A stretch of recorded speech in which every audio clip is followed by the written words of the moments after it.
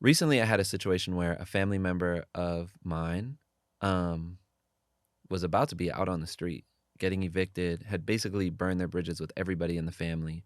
So I don't even really know what happened and why this person's mad at this person and da da da da da. But their mental health, they were really not doing well.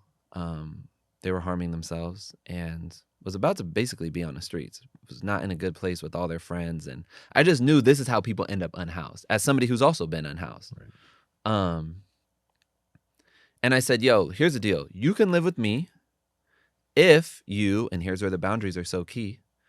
If you are committed to working on your mental health and healing with your friends in our family, healing your relationships, you can stay here. You don't got to pay me nothing. Just keep the spot clean, work on your mental health, work on your relationships.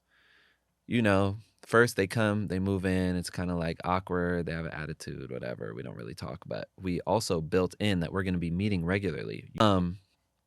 And anyway, over the course of a year and a half of doing that, eventually my family member, when I was like, yo, I'm ready to sit down and have like a healing conversation with the whole family. And then we did that.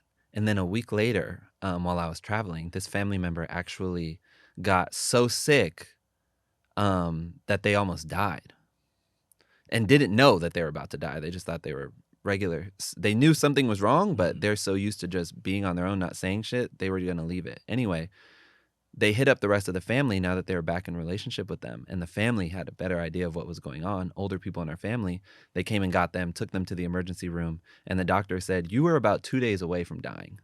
Wow. And had we not had the practice, the boundaries, the family pod, the conversation, this family member told me straight up, I wouldn't have hit up nobody. I would have just tried to thug it out. And you would have came home from your trip and I would have just been dead in the bed for days. Because people's used to not hearing from this person for days, weeks, months at a time.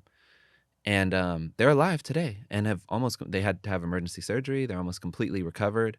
And every time I like talk to them now, I'm just like, wow, like this practice saved your life. It literally saved my family's life in the most literal way possible.